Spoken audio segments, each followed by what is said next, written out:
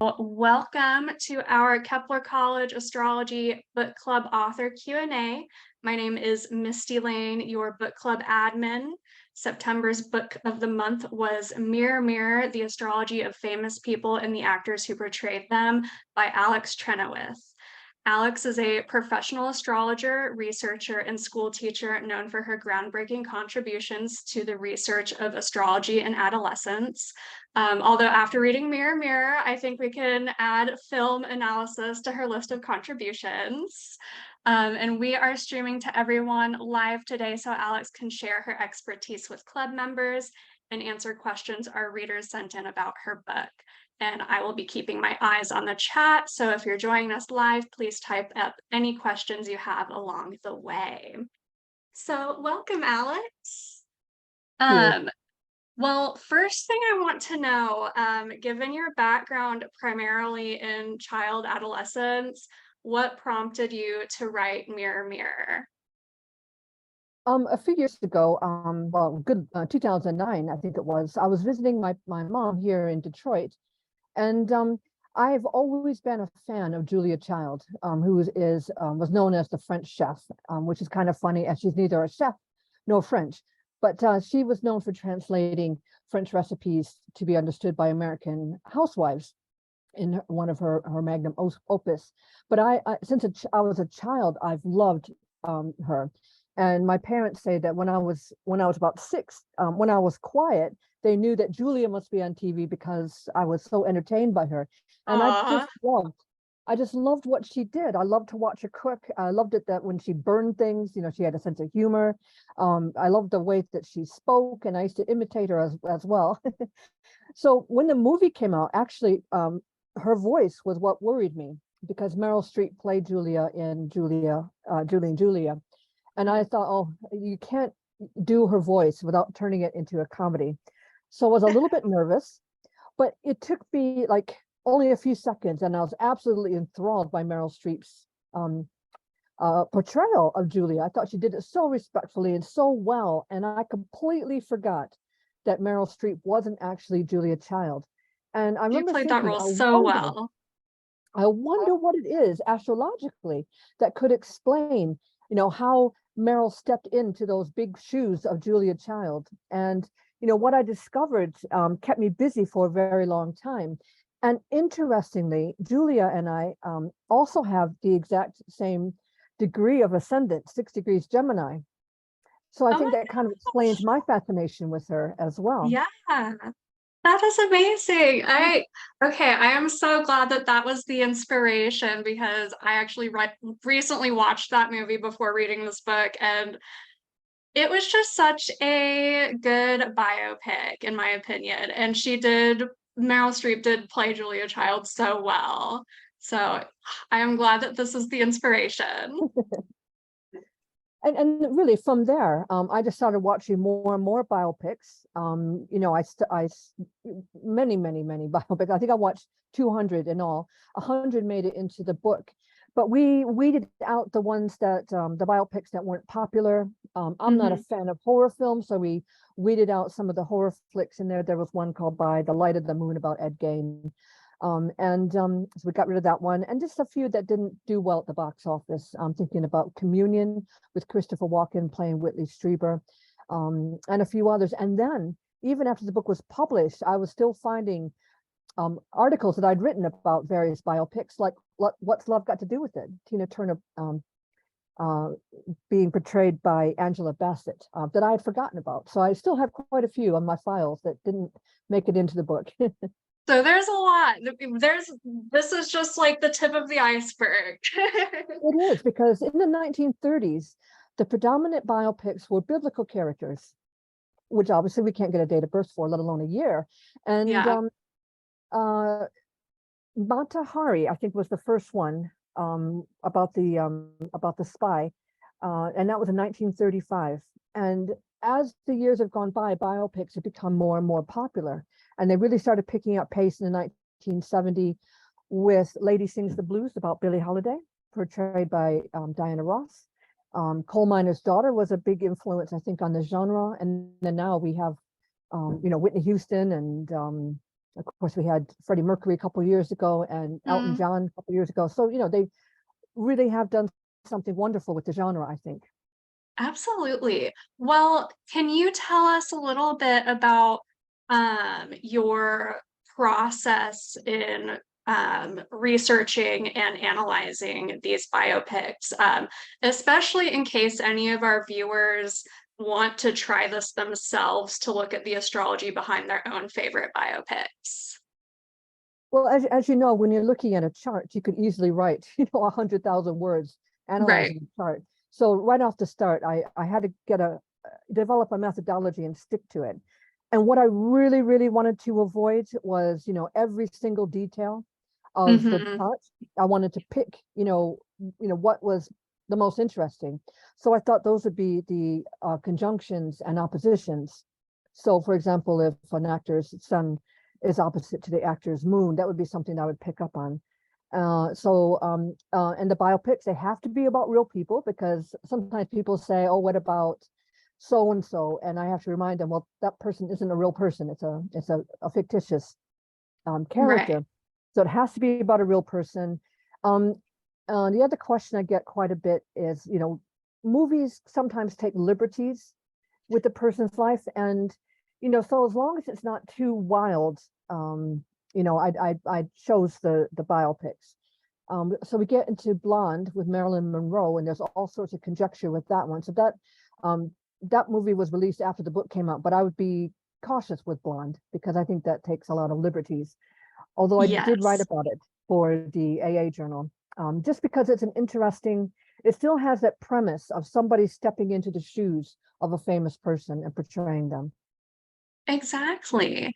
Well, that brings me to our next question, where I know when I was reading your introduction, you wrote about initially wanting to order these case studies chronologically, and then you ended up ordering the chapters by planets instead at your publisher's suggestion.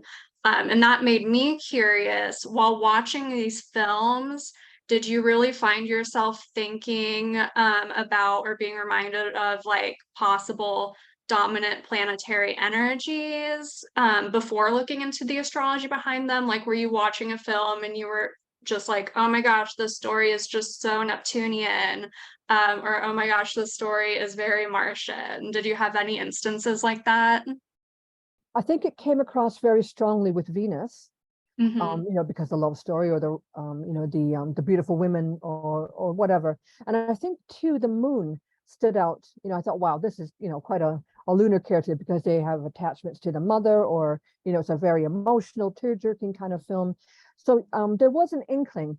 The idea to order things according to planet was my publisher's idea, because I'd worked so much with all the data and I was really focused on getting the data right.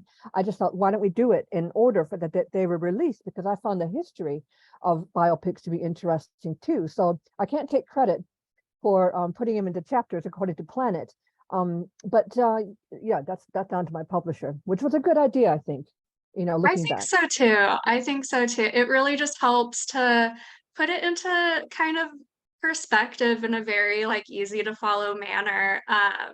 And while I was reading this book, my number one thought while reading it was that I don't watch enough movies. I should watch more movies. And so now I kind of really want to go back into some of these films and watch them myself and kind of use this book as a companion guide. And I do think that dividing it by planets like that is kind of a really helpful way to start doing that. But I want to know, in your process while watching these films, which came first, the chicken or the egg? Which came first? Did you see the birth chart first, or did you watch the film first? And then if someone's using this as a companion guide, do you think I should watch the film first, or do you think I should read your analysis of it first? Um, so I watched the film first, and the reason why I did that is I didn't want the birth chart to be a distraction. I didn't want to Mhm. sort of match the personality to the birth chart. I want it to be the other way around. I wanted to see the film in its entirety. And when I studied film at university, I'm one of those students who studied everything, really.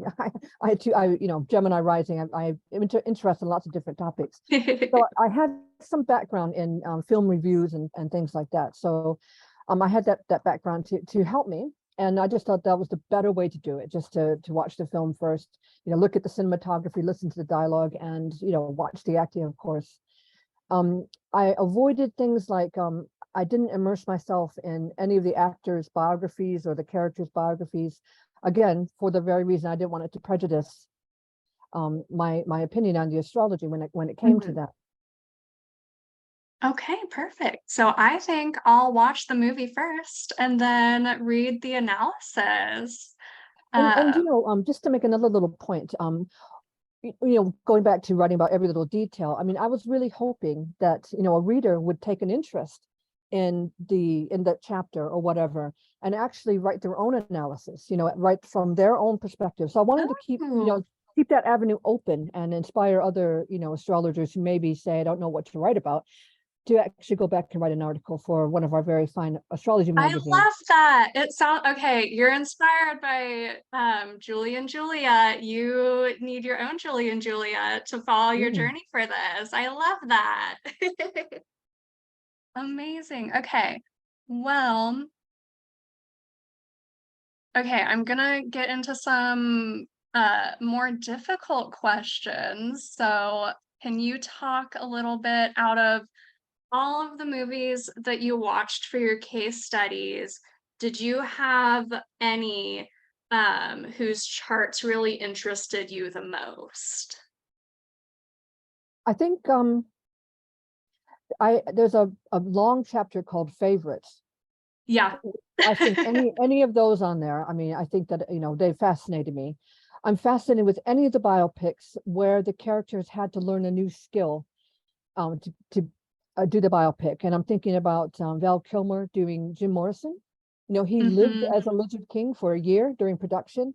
Think about Taron Egerton, who already was a singer in his own right. He when he was going through school, he often did talent shows and did Elton John's voice. And let me think, Tanya Harding, I Tanya, portrayed by Margot Robbie.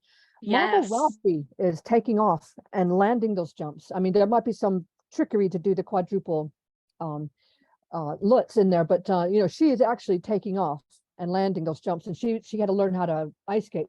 She might have known how to ice skate, but not like that, not as a competitive skater. Just taking on that next level of dedication to play that role, that is so amazing, especially because I mean, you don't really think, like, looking at the astrology, maybe they do have some of those similarities that kind of lend themselves to taking on those talents. I don't know.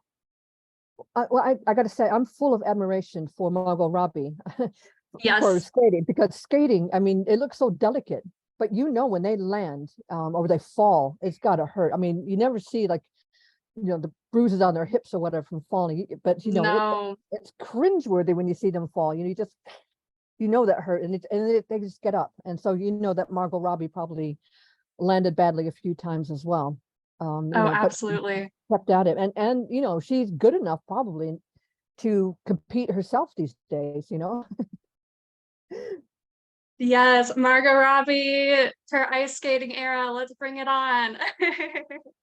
I love her. I love that. She was great in Barbie too. I wrote an article. Now Barbie isn't a real person, I know this, but we do have a birth chart for Barbie when she was we do. first released, and so she's one of my exceptions. She's not in the book either, because that came out recently.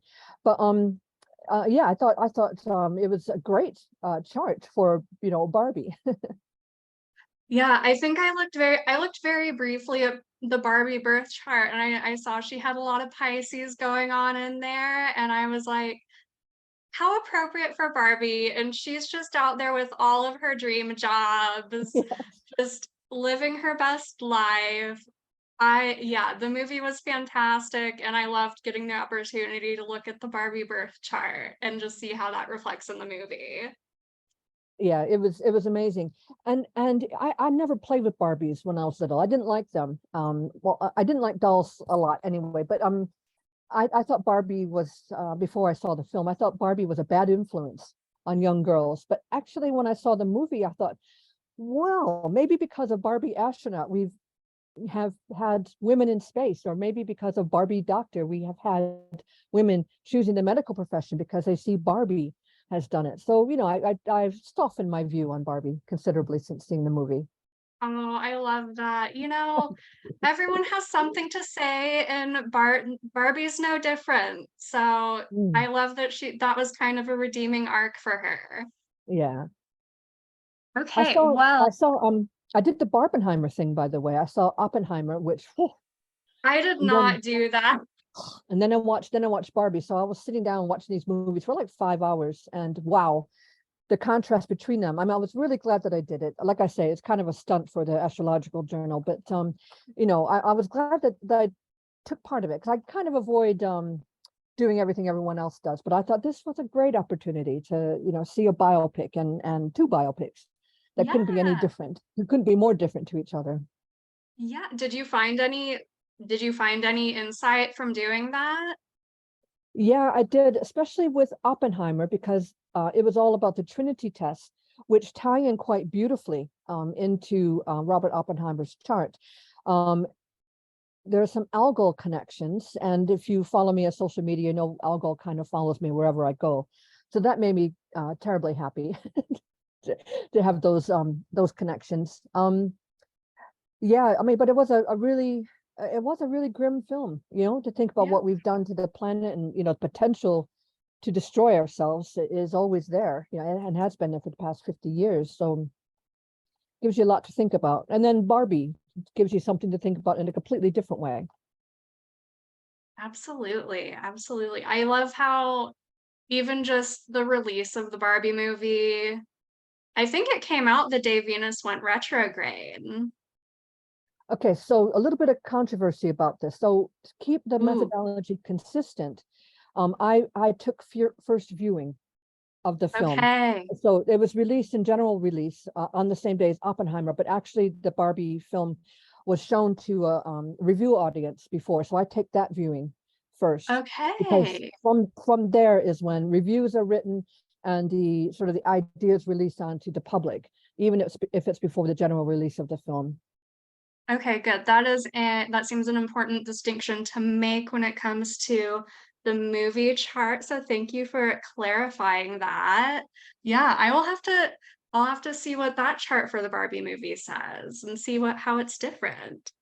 Yes, well, it's in the Astrological Journal, which you can get from their website, the AA, the Astrological Association of Great Britain. You can order the magazine from their website. So I will have to check it out. Well, out of all of the biopics, it seems like several of these you were already familiar with, but were there any that you were watching for the first time? Um, I think, just coming back to Mata Hari, a biopic that took some liberties. Obviously we know who Mata Hari is, but I was not a great fan of um, Greta Garbo. Is it Greta Garbo? I am mixing up names. Once you start talking about biopics, it's really easy to get names mixed up too. I think it's Greta Garbo, but I became a fan of hers after that. Gosh, what a great personality, and it's a terrific plot line, and I just found her mesmerizing. And other movies that I found, I loved Coal Miner's Daughter too. It had its real funny, sweet moments, as well as being quite inspirational. um The Pursuit of Happiness Mhm. with Chris Gardner. He was the guy who was practically homeless with his young child as he tried to train to be a stockbroker. I found that terrifically moving. Rocket Man, I think, is my favorite biopic of all time. Oh, Aaron Brockovich. I totally love that film. I think one of the reviews, Julia Roberts is incandescent as Aaron Brockovich, and I think that Julia Roberts was incandescent in that role. She was fantastic, and Aaron Brockovich as a person, what a story, from going from a law clerk all the way up to taking on the water system for Yeah. poisoning the groundwater. I thought that was a great film. But I like anything, with a bit of music and dancing. Taron Egerton, again, coming back to Rocket Man, dancing and singing at the same time. I mean, he's probably dubbing as he dances, but I just thought, God, he can move as well. On top of, having such a great voice, he can really dance. So those kind of things, when a character learns new skills, I found that fascinating. Charlie Chaplin, played by Robert Downey Jr. Robert Downey Jr. taught himself to play the violin well enough that he didn't have to use, a screen double, which is often used. There was That's Bird amazing. about Charlie Parker. There was the actor was playing, but not really playing. They were miming. But there was somebody who was playing the music in the background, not Charlie Parker, it was a different actor off screen. And this actor knew Charlie Parker's style so well that he was breathing like Charlie Parker to make it really convincing. And the actor had to mime in that as well. Even the breathing was convincing. Yeah. And I don't know Wow. if you know this, I'm a musician as well. So I mean, I really watch these things to make sure they're convincing. I get really annoyed when I'm a trumpet player. I get really annoyed when I see fake trumpet playing. I used to play the trumpet. I did that in high Yay. school. Go trumpet girl. I used to have a little Yeah. badge that says, "Kiss me, I can triple tongue." That is an amazing skill. Very difficult. Yeah, but especially with music, it is easy especially in biopics and movies, it's easy to see when they're faking it. Yeah. I've noticed, especially with like guitar and piano, it's pretty obvious, but with those horns, I don't think it's like as common knowledge when they're faking it, but we know. Yeah, you do. The movie, it's not a biopic. It's brassed off. Tara Fitzgerald plays the flugelhorn, and it was just so obviously faked that it took away the enjoyment of the film for me, because I was like, oh, there's no note, you play with just your third valve. Come on. Those details matter. Yes. Okay.